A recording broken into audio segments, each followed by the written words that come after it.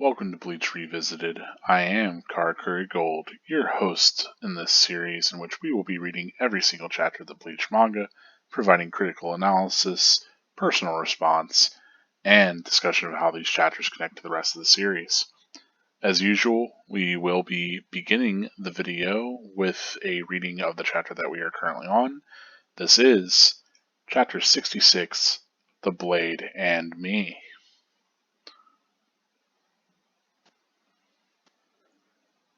Can't even ask your Zanpakuto its name? You think you can fight me as an equal? The Zanpakuto's name? Yes. Each Zanpakuto has a name, and that is her name. Ready, Benihime?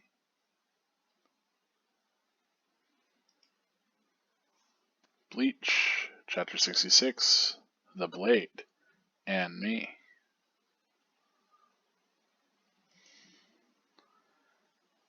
Cheetah, hurry!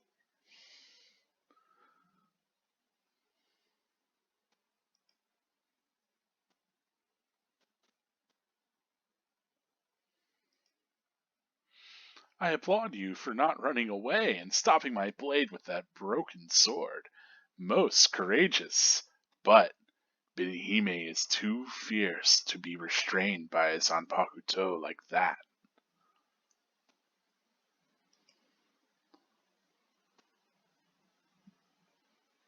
This is bad.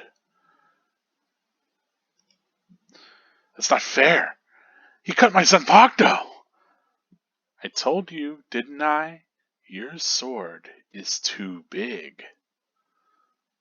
Ha! But it's not filled with spirit energy. It's a bloated bag of fluff that happens to be in the shape of a sword.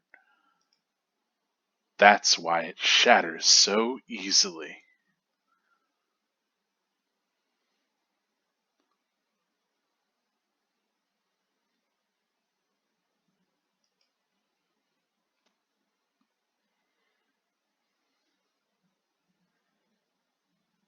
There, the blade is gone. Now what will you do? Come at me with that? Well, all you have to do is knock my hat off. Maybe you can do that with only a hilt. But I warn you, this isn't about courage anymore. Before you go on, know this. If you try to fight me with that toy, I will kill you.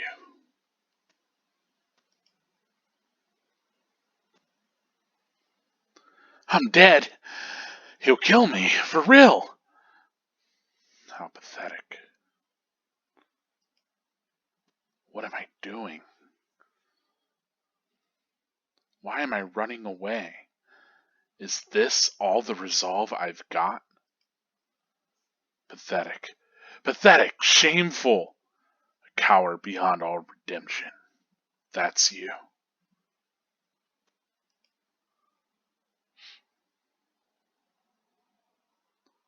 Old man! Why do you run, Ichigo? You still haven't called me. Face forward, Ichigo. You should be able to hear it now. What's plugging your ears is only fear. There is only one enemy, and one of you. What is there to fear? Abandon your fear. Face forward. Advance. Don't give an inch. Retreat and you will age. Be afraid and you will die. Shout. My name. Zan-guess-who!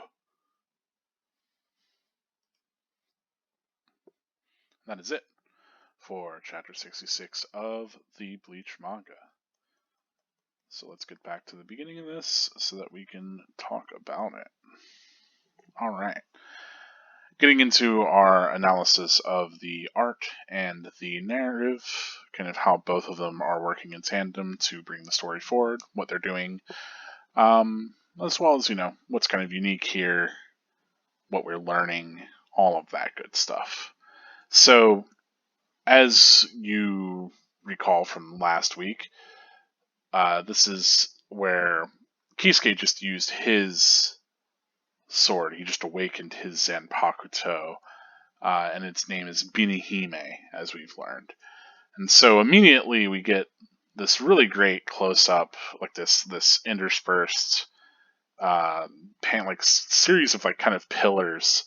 And I love how quickly it cuts into Ichigo here as we really close up on him and realize like the sort of, or I guess we see the realization that he's having. I was about to say we realize the realization he's having. Anyway, he's remembering Renji, right? And if you recall from that fight, the second that Renji released Zabimaru, Renji immediately destroyed Ichigo in the fight. And then Ichigo was only able to kind of get a surge of power and fight back at the very last minute. But regardless, this is the kind of gulf that Ichigo has to cross if he's going to challenge a Shinigami.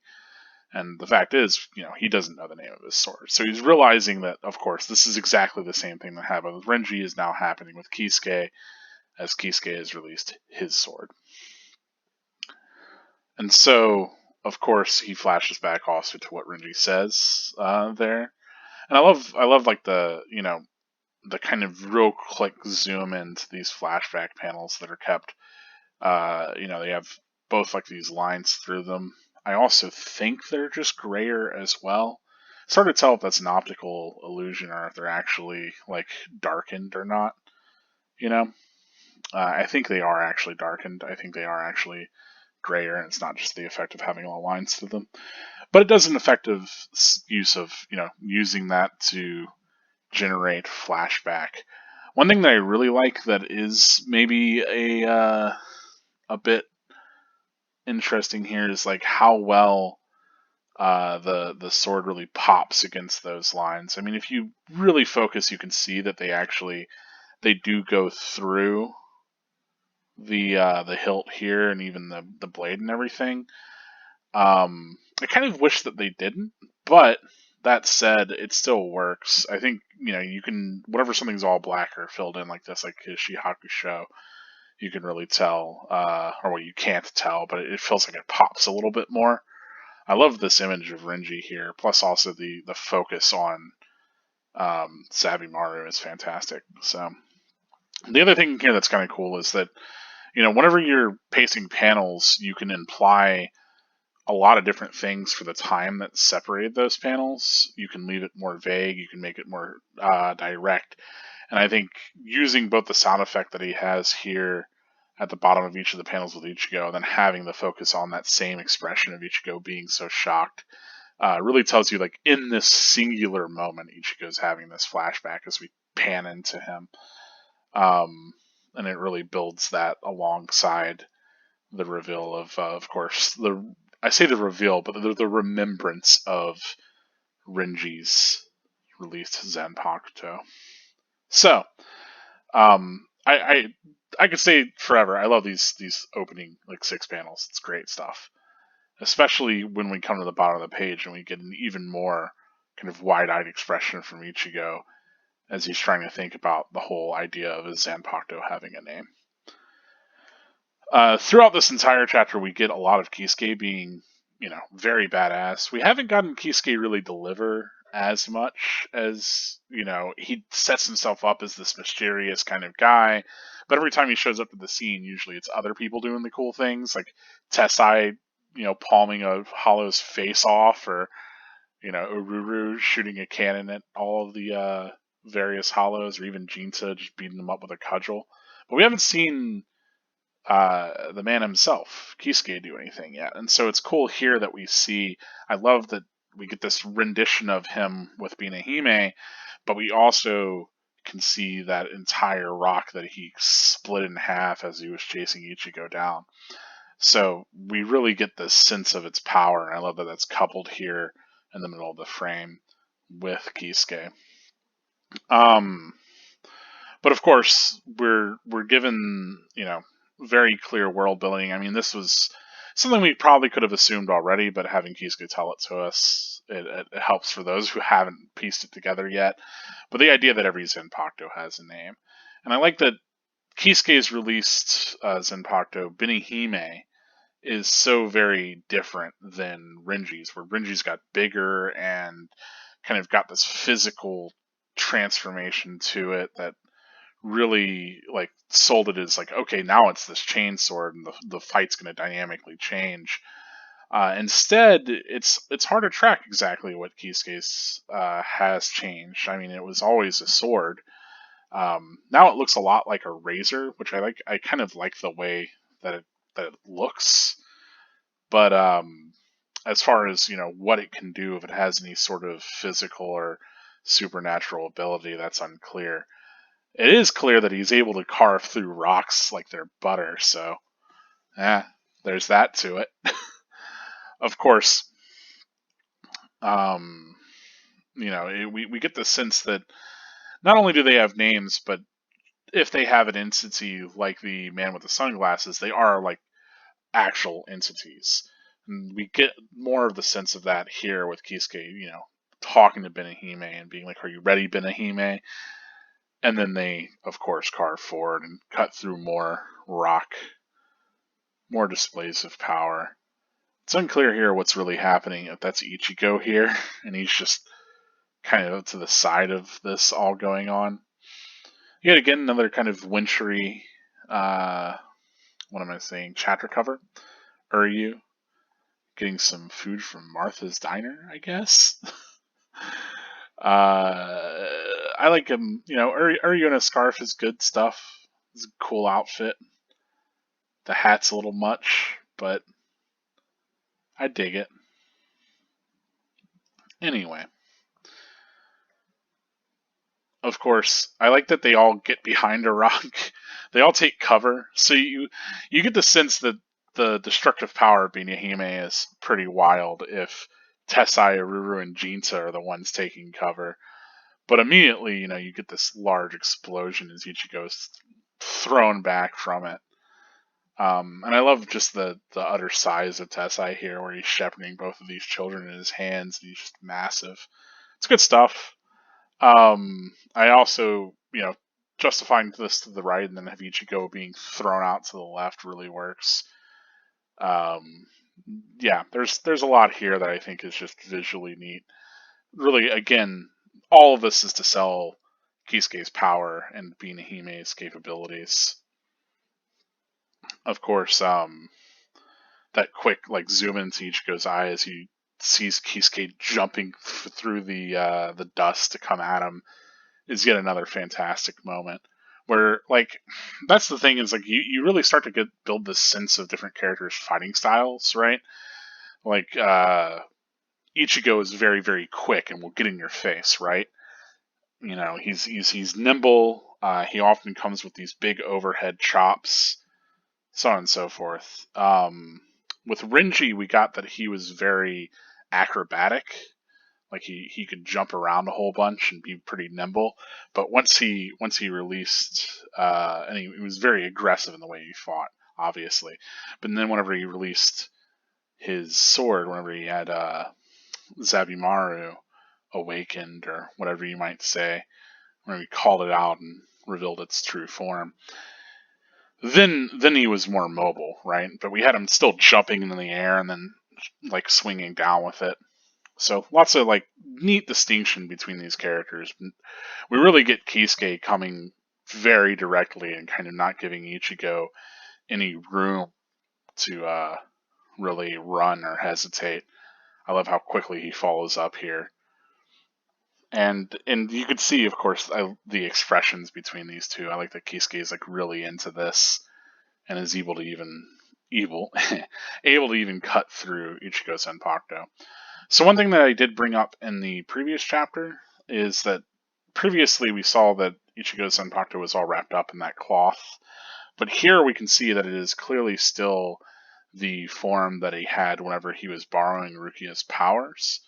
So maybe this is just a holdover from that. It's some clearly like what remains of his broken sword, right? Because if you recall, Byakuya snapped it, and so I think this is the same idea, that this is the snapped sword that he had, the shreds of his own power that he still has. Why it takes this exact form, it might be still influenced by Rukia's power having imprint on that, but we'd have to wait and see what that exactly entails. Regardless, I do think it's a cool design, even if it's getting carved to pieces here. Of course, finally we get this reveal that, of course, like that Benihime is able to cut through this lesser blade. That essentially Ichigo, because he doesn't know how to really manifest his power and maintain it and use it, everything that is his sword is easily cut, right? And this is something that we've already sort of gotten in Bleach. Fantastic panel, by the way, as Kisuke, cuts all the way through, and Ichigo's thrown to the side. But and we get this foregrounded piece of his sword just getting lopped off. Really good stuff.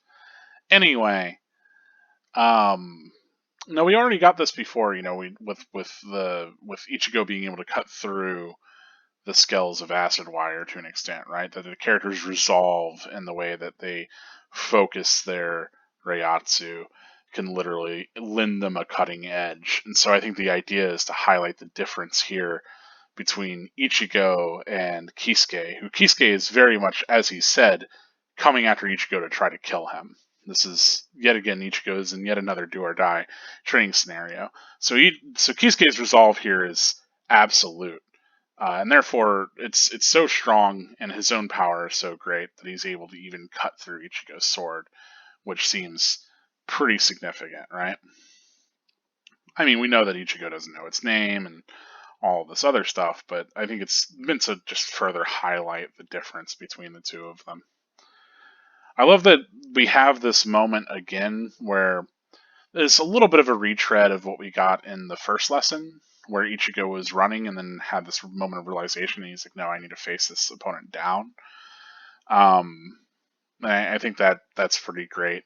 Of course, I love also that even though Ichigo starts to flee, Kisuke is right on him, and continues to give him this lecture, right? That it's not filled with his spiritual energy, his Reiatsu. It's just a bag of fluff that happens to be in the shape of a sword, right? So it's Ichigo's not truly manifesting his power within it as he should, but we already know that.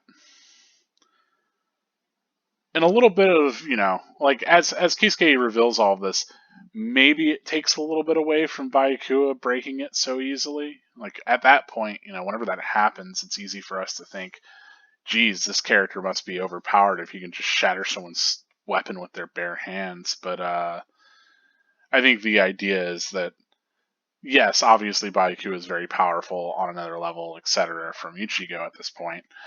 But by the same right, Ichigo is very much wielding a weapon that he hasn't really consecrated or put his energy into, and so it's easily shattered, right? It's a brittle kind of thing that just resembles a weapon, but as far as actual functionality, it doesn't really do that.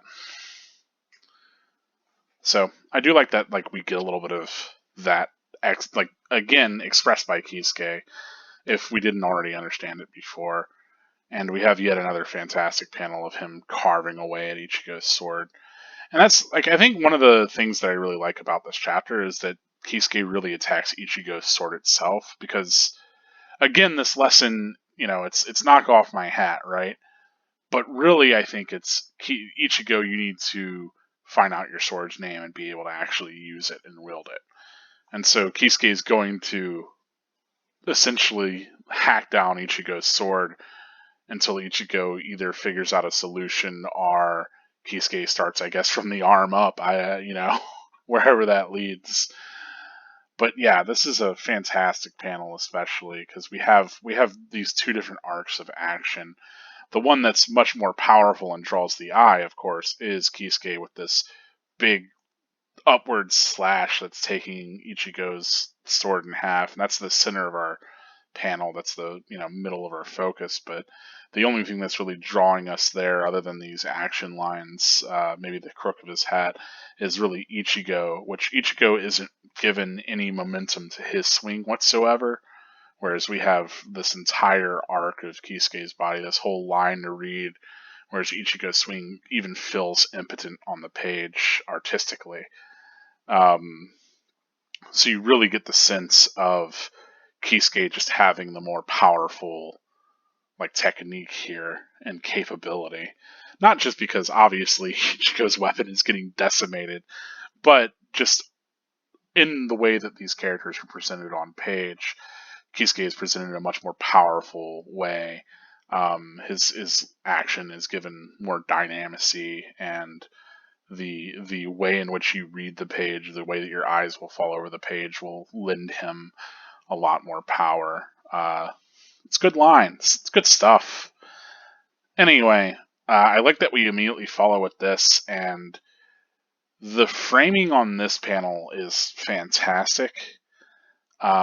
I really like that we get this shot of Ichigo's Zanpakuto, but it's carved right vertically, and then there's nothing but just the debris and all of that around him. But there's just nothing else to the left, and so we feel, especially with Ichigo shunted this far in a page-wide panel like this, we really feel the absence of this weapon that should be there, right? We really get the sense of this has been carved and whittled away. This has been struck away. So, this is great panel for really knowing how to manipulate the space of the panel and to play with reader expectations, because, of course, we've seen Ichigo with this big sword that goes off panel all the time, and we've come to kind of expect that. And so seeing Ichigo here gripping this sword, having all of the slope of the lines and everything lead us to this, and then it just being such a sharp stop, and then there's nothing there. I think that's fantastic. It's really jarring, and I really love it coming off of the last page, because we get that big slash from Kisuke, and then we turn page into this kind of wild panel. I love it. Yeah, can't say enough praises about this, but Ichigo's expression kind of says it all. And I really love that the other part of his hilt just clatters off to the ground. It's absolutely dismal, as all he's left holding is the handle of his sword. And obviously the blade is gone. There's the entire fixture of the sword has been carved down. Of course, Kisuke's like, well, maybe you can knock off my hat with just the hilt. Obviously, kind of being playful with him.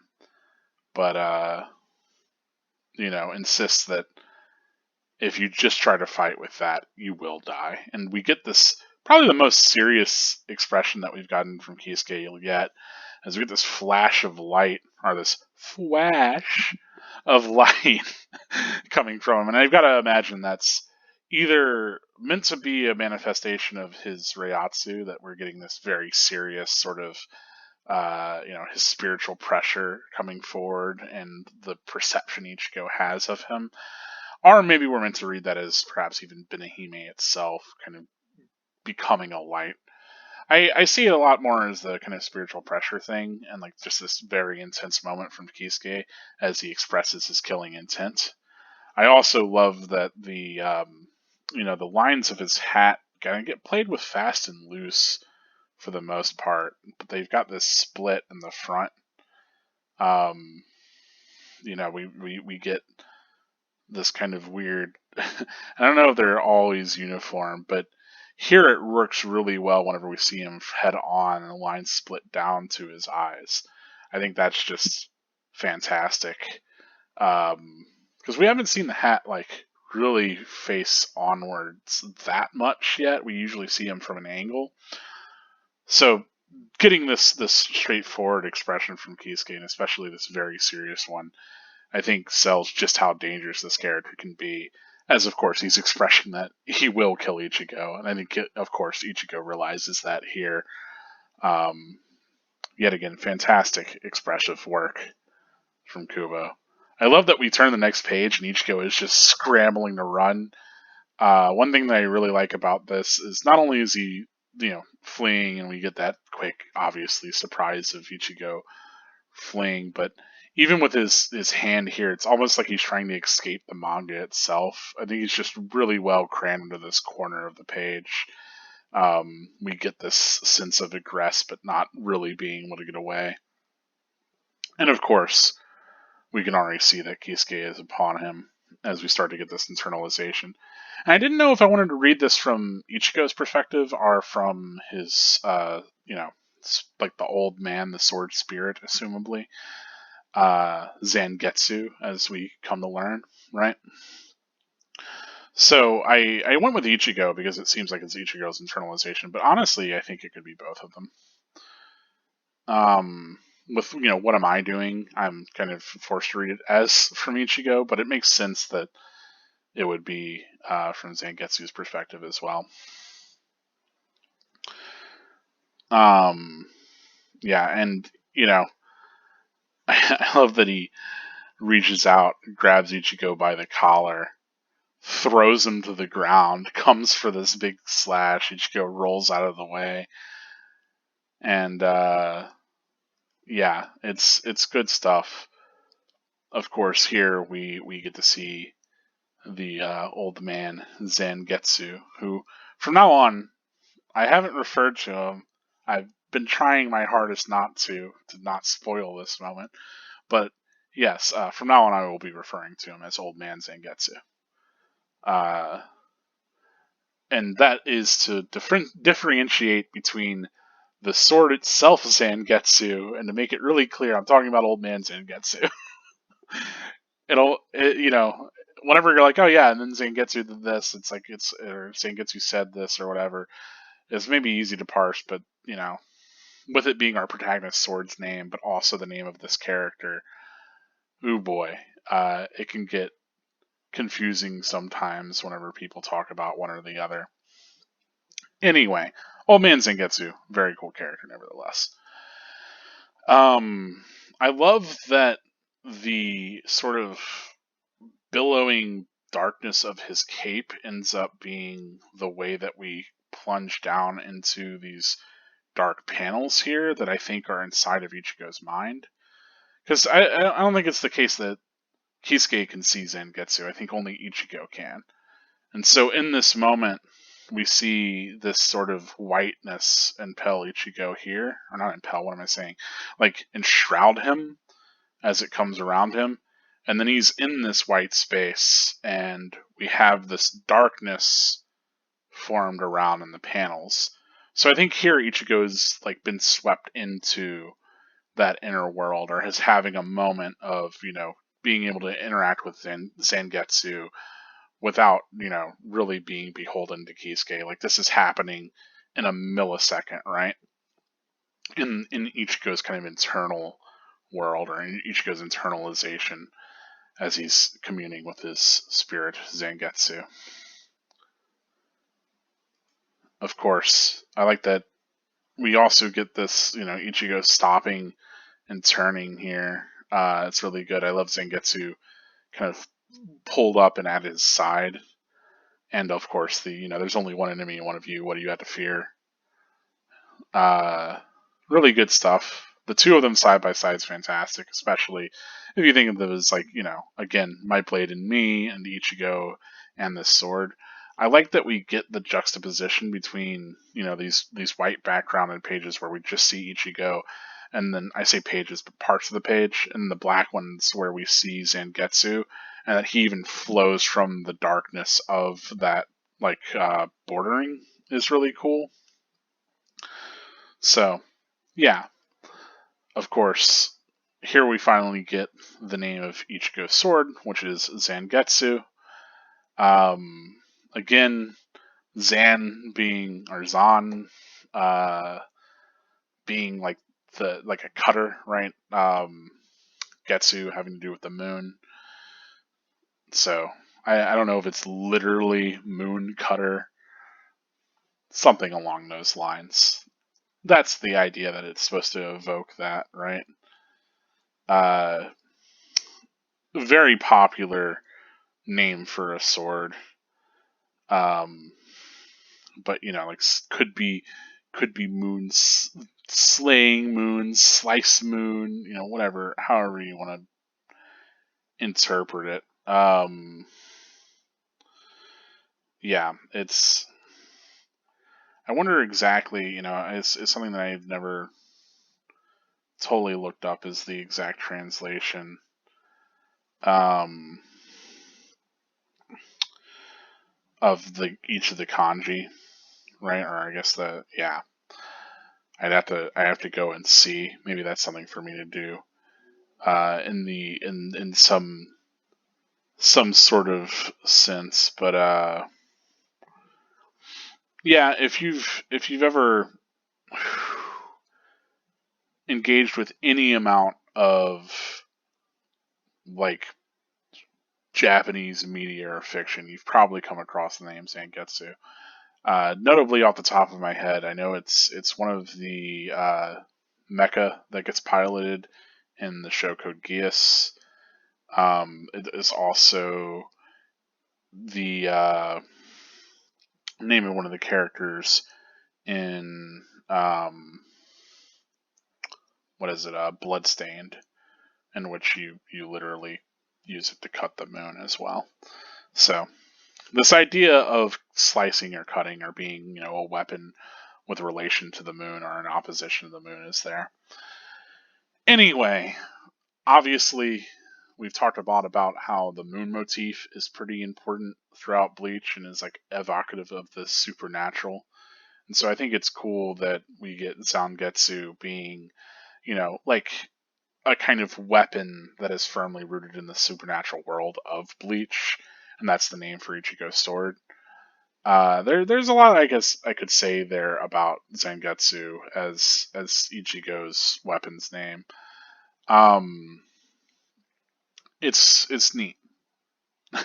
I guess I could go into, obviously Benihime we get is, like the Crimson Princess and all of that, which we don't really have that much to speculate on other than its ornate kind of form.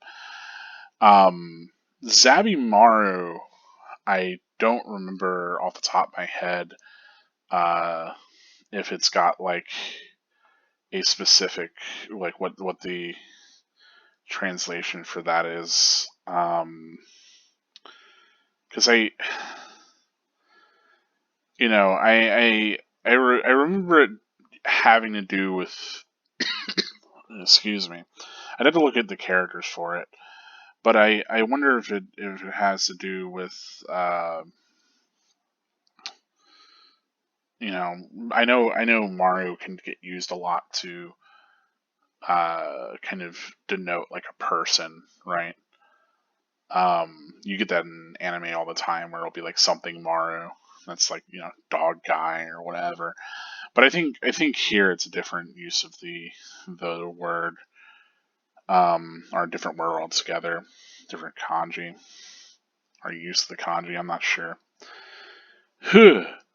My poor knowledge of Japanese. Yeah, and of course, as far as we care to know, you know, they just have these cool names. But it is neat to look into all of them. I will say, of course, if you go to look into all of this on your own at any point, be ready to buckle in for spoilers because you can't look up any of these weapons without being spoiled on everything related to that character and the fights they're in and all the abilities that they can do and all that stuff in Bleach. So I will say, be hesitant about looking this stuff up. But if you're interested in a spoiler-free discussion of it, just let me know in the comments. Pretty much every weapon has a significant name, and that's cool. That's one of the things that I think Bleach does pretty well is kind of building up this sense of identity for its characters, and part of that is by having these weapons that reinforce aspects of their identity and really express that. And express it through battle, of course, because this is a shonen manga, right? So it's the kind of way in which characters have unique fighting styles, characters have unique abilities and powers, so their weapons here are all unique and named, and all of that is significant. I think that's cool. One thing that a lot of people, I come back to this every now and then, but people like to criticize Bleach for having these kind of moments where it feels like it's a Deus Ex Machina or plot twist or whatever. And I've talked about before how I feel like that's not really the case. People just aren't paying attention to the structures that were already set up and present. And I think one of those big structures here is for Shinigami, that they have this release of their swords, right? That we understand that every Shinigami has a named sword, and if they're capable enough, they can release that sword, and it has bespoke abilities, right? Unique to the user. So, whenever we're in a battle later and it's like, oh, and then that character reveals they just use their sword and they just happen to have this ability that lets you win the battle. It's like, well, yeah, I mean, yeah, we already know that was something that could happen, and that was probably going to happen within the course of this fight. There's other times where it's not exactly as obvious as that, but a lot of the times people complain about stuff like that.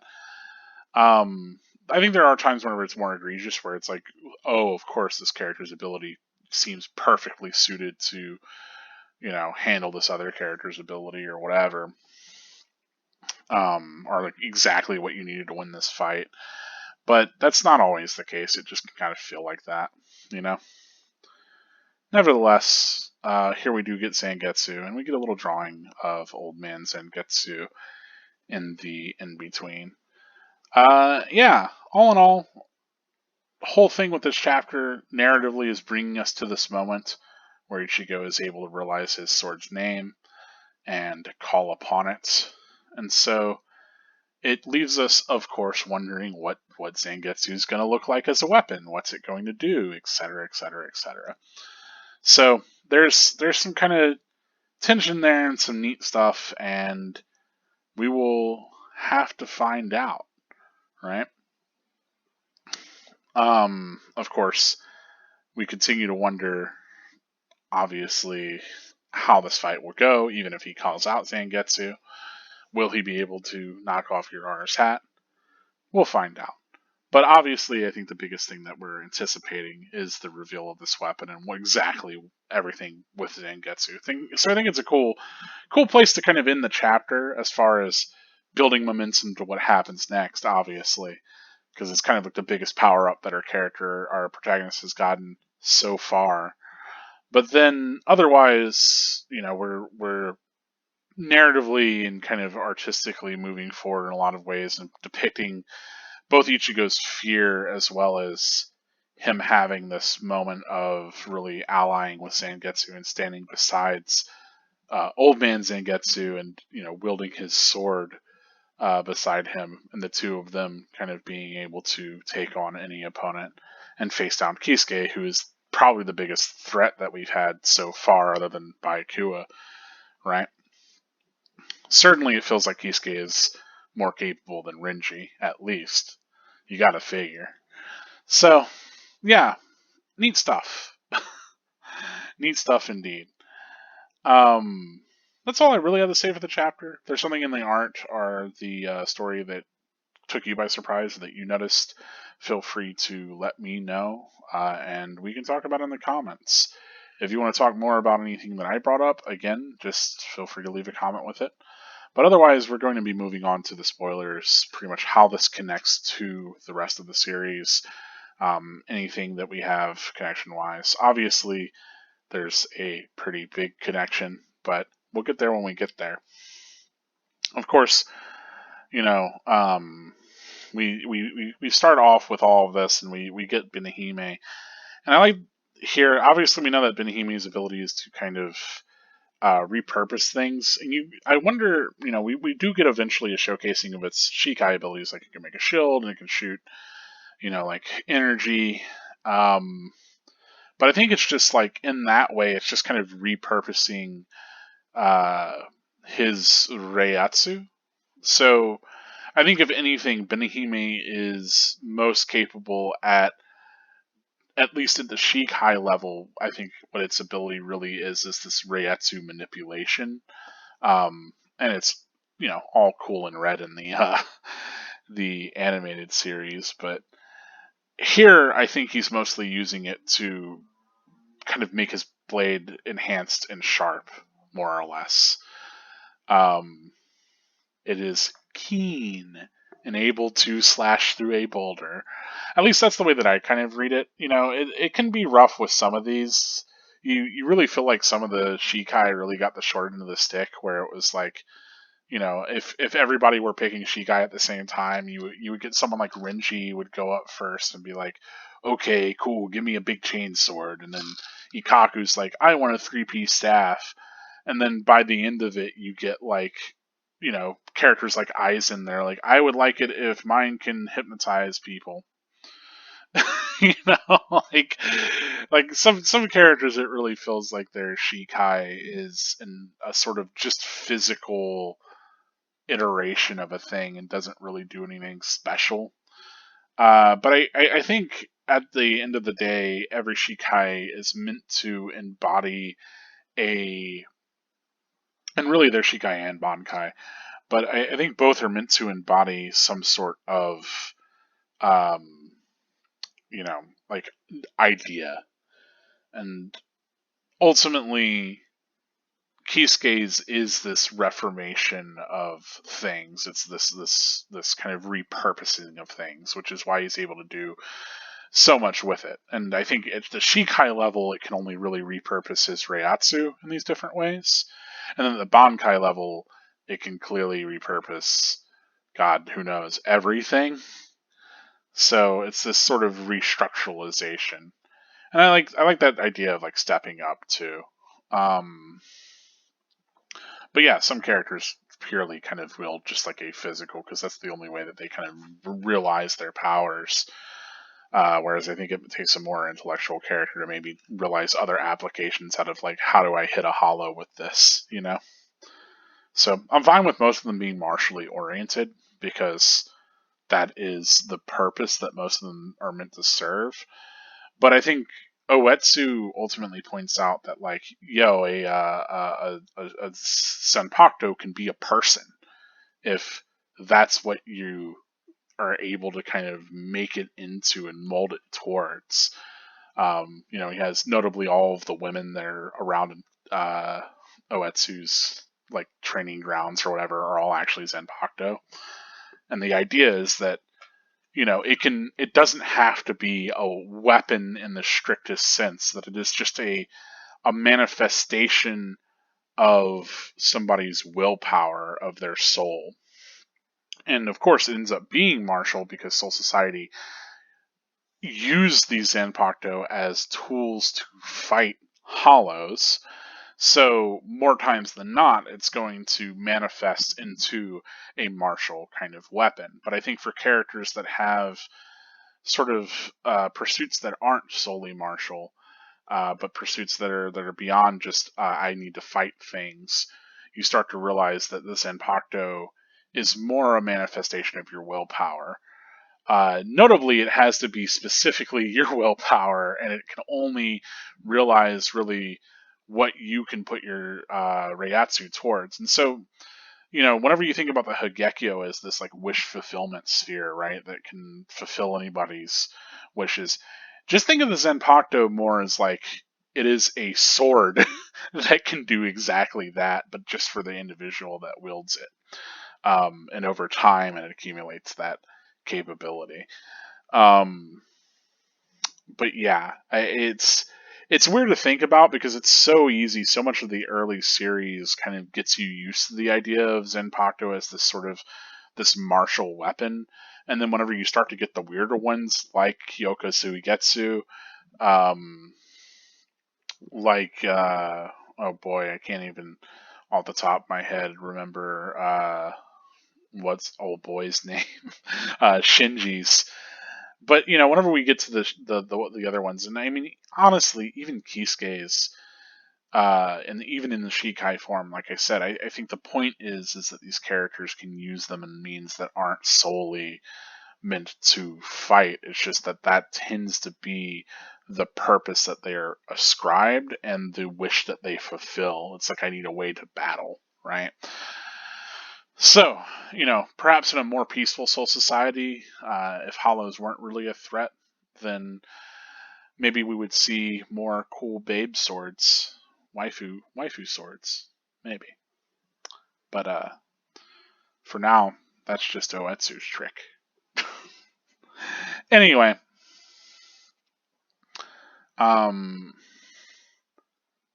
don't know exactly what this sign's saying. I also don't know if this is a reference to anything, like this poster here. I do like this idea of like this weird Bleach diner or something. Anyway, boop boop boop boop.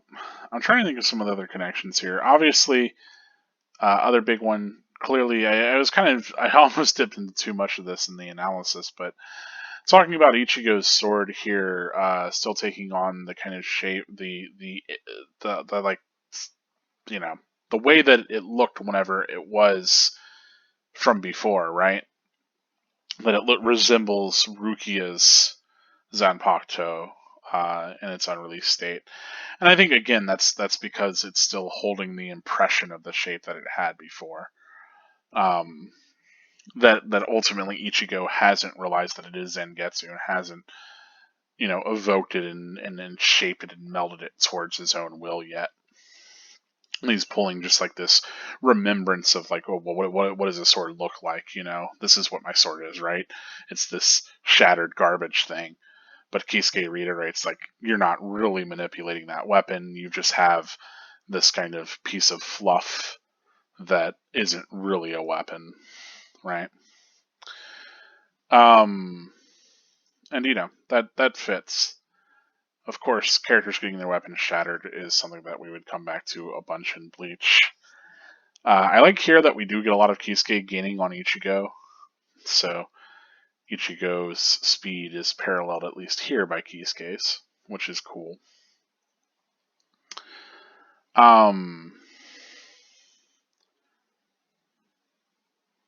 Trying to think of if there's anything else that I really wanted to speak towards. Yeah, here I definitely see that it's just kind of a spiritual pressure. It could be Benihime kind of lighting, but you don't really see anything in the next page, so it's all good. As far as, God, I love that throw to the ground that Kisuke does, and then Ichigo's sort of trying to cower and guard himself is pathetic. This is kind of the most sad state we've seen Ichigo in the entire series here. Anyway, here we do get Zangetsu, and he does pull Ichigo kind of into this other world as he envelops him in the shadow. And as we learn, that's of course the technique that they ended up using to hide from the Shinigami, right? I wonder if Kisuke is perceiving this, like that Ichigo literally blips out of existence here for a second, or if this is just meant to be in Ichigo's inner world. I kind of read it as Zangetsu taking in Ichigo for a sec because of the all of like the white kind of enshrouding him here, but it could still be just like a kind of moment of internalization. And whenever I say Zangetsu, of course, I mean Old Man Zangetsu, which I mean Yuha Bach. Of course, I love the retreating you'll age, be afraid you'll die. Now, the interesting thing here is, of course, that he's like, okay, my name's Zangetsu. Obviously, we know that he's not Zangetsu, right? But I think the big thing here is, one, he's aware of Zangetsu as an entity, and so he needs Ichigo to like awaken to these powers, to get these Shinigami powers, but instead to have trust and faith in him and to kind of manifest his Quincy powers, which he's always kind of feeding him throughout. And so it's interesting to consider exactly what Old Man Zangetsu's intentions here, because I think the idea is that he's always supporting Ichigo. It's not like a nefarious sort of thing. It's like, he's trying to build Ichigo to be the successor to the Soul King, to be, the one that can actually defeat himself, Yuha Bak, right? That it is this remnant of maybe Yuha Bak's older self that is trying to guide Ichigo to these heights, to kind of, interestingly enough, to be able to do the things that he couldn't do, perhaps. And so it's interesting to think about it that way too, because I talk a lot about how I kind of interpret Bleach as this big battle between Aizen and Kisuke, and both of them sort of using Ichigo as a pawn at different points and trying to kind of create this perfect being that can, that they can instill with their ideology one way or another. And ultimately, obviously, Kisuke wins that, but we also maybe get that here with Yuha Bak all along, right? That Old Man Zangetsu is essentially perhaps Yuha's ideology, or maybe Yuha's ideology from an earlier time, and that this is Yuha exerting his influence over Ichigo and trying to kind of push him forward and exert his sort of beliefs and ideals and everything on him. Of course, obviously, he's not like, hey, kill all the Shinigami, but this idea of like, not having fear and facing down in this opponent and then awakening these powers and everything and kind of guiding him along that way, even though he's sort of duplicitous because he's not like, hey, I am your representation of your Quincy powers. It's still interesting to think about in that way. If you think about these characters as being different characters that are ultimately antagonists, except for Kisuke, I suppose, but that we have these different characters that are all very, very, very powerful, and they all cultivated Ichigo in different ways, and they all try to leave an impression upon Ichigo. And so it's cool that we get Kisuke, who like literally is responsible for Ichigo's birth, and we get Aizen, who is, pretty much responsible for Ichigo's birth as well, indirectly. He's certainly responsible for White altogether, and therefore Zangetsu, the actual sword spirit, and a lot of the other stuff that goes on with Ichigo. And so, and then I guess ends up being responsible for the entire Soul Society arc, which, as we know, is this very huge catalyst in Ichigo's development. Both in terms of power, but also his own ideologies. Whatever. I think Aizen was expecting that to galvanize Ichigo against Soul Society more, as he expected maybe Ichigo to see all the ways that Soul Society was wrong and really needed somebody like, well, not like Aizen, but really needed somebody to rule things rather than them being sort of the way that they are. I don't know, needed more of like a guiding hand and all of that. It's questionable, but nevertheless, we can really see these kind of distinct moments where both Kisuke, obviously Kisuke the most, but Kisuke and Aizen both had a factor in Ichigo's development and his powers and how he became the character that he became. And so it's neat to see here, of course, Yuha Bak indirectly, but still like an aspect of him guiding Ichigo towards realizing these Shinigami powers, towards calling out the Zangetsu, but also keeping them at arm's reach, because he's not really allowing him to convey with Shirosaki or Shiro or White or, the actual Zangetsu, right? That he's still acting as this in-between to an extent to keep Ichigo from truly realizing his powers, and maybe maintaining a little bit more of a balance between the Hollow, the Shinigami, and the Quincy powers. Yeah, it's neat stuff, and I'll talk about that more as we go forward, because there are definitely more moments where we get a little bit of that, or where we get, Old Man Zangetsu really being this sort of mentor character for Ichigo and really trying to cultivate him in different ways. And it's neat to think about that in regards to the Thousand Year Blood War and everything that we learned then. Because a lot of the time, whenever people think about like this big reveal, right, that White is Zangetsu and that Old Man Zangetsu is Ichigo's Quincy powers, typically people don't then look at all these other moments and really consider what the significance of them might have been. And that's part of why I'm doing this reread series, is because I really want to go through each of those moments and really kind of sit there and parse them through, and think about like the significance they have. Um, and I know, the obvious thing is like, well, maybe Kubo hadn't really had that 100% figured out. Maybe here Old Man Zangetsu was really intended to actually be Zangetsu, and then later on it could have been, retroactively kind of ridden the other way because it fit for that. On one hand, I could believe that. On the other, I think there's just too much pointing towards, it potentially being Quincy Powers, and everything that we end up having. Like, there's a lot of little things that will convince me otherwise. But at the end of the day, too, I don't really care if Kubo had it figured out that way or not from the beginning, because I think it's cool to think about now that you have the whole story and that you're going to read it with all of those things in mind anyway on a reread. So like that's the way that I'm indulging in it right now, and that's the way that I think is more interesting to think about it, because the idea of, well, they didn't know that originally, he didn't have that in mind. I think that that is an intellectual dead end.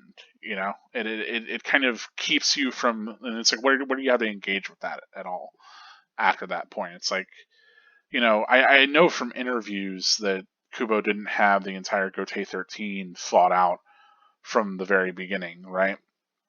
That originally the idea of like all the different squads and the captains and the vice captains and all that structure wasn't there. And you can see that even perhaps in the flashback that Rukia has with Ukitake, where he's not wearing the captain's robes, but he's just dressed as a normal Shinigami. Um, Perhaps you could interpret it that way. But like, even then, it's like, well, I'm still going to read this world as if it is consistent. You know, just because the author hasn't thought of those things yet doesn't make them retroactively true within the fiction of the world. And it's more interesting to think about the world, as one whole coherent thing than it is to think about it as a narrative written by a person. I'm going to engage with it as a narrative written by a person as well, but I also want to engage with the fiction first and foremost. So that's my take on all that. Hopefully that makes a little bit of sense. But nevertheless, I love all the stuff with Old Man Zangetsu. I love all the stuff with Yuha, and I'm interested in tracing that along forward and seeing just how much of that connects towards the Quincy stuff and how much of that connects towards Yuha Bach. And if you have any insights towards that as well, please let me know in the comments. But I think that's going to be it for this video. Thank you so much for watching. As always, if you like the video, please do give it a like. I'm very interested in your thoughts. Comments do help. And if you're interested in this series, if you've watched up to this point and you're not subscribed yet, please do subscribe. It just helps put it in front of more people. For the first time actually on this video and going forward, I'll be also including all the people that I have for patrons on Patreon. I had this always as part of my videos. I just hadn't mocked up the entire patron thing and had a section at the end of the videos yet because I didn't have any patrons for a while. But I actually have that all set up. So at this point on screen, you'll see everybody that is currently supporting me as of recording this video. And if you want to give me that sort of extra support, that monetary support, you can do so for as much as you like, or as little as you like. I think the least that Patreon lets you do is $1 a month, but any amount helps. All of it goes straight to me, and it would let me know how much you're interested in seeing more of this content. Of course, with more of that, I can put more funds into actually getting better recording equipment, not just doing this on my laptop. Having something that can actually process video would be great. I think that's the other reason why I've decided to do this in the format that I do, unscripted and unedited, is because one, I don't get paid for this, really. It's not enough for it to be a full-time job, that's for sure, or even a part-time job. And two, I really don't have the software or the machine to handle that sort of thing. If I did, that'd be fantastic, though. So, if we can make that happen, that'd be great. But otherwise, your support means the world to me. I'm doing this for myself and for fans like you. I love Bleach, and I love getting other people excited about it. So, without further ado, that's the. I say without further ado. What am I? I'm leading the end of the video here. Anyway, that's it for this one, folks. It's been an hour. Thank you so much for watching the whole thing. Yeah, that's all I've got. This has been Karakura Gold with Bleach Revisited. I'm reminding you that spirits are forever with you. Stay gold.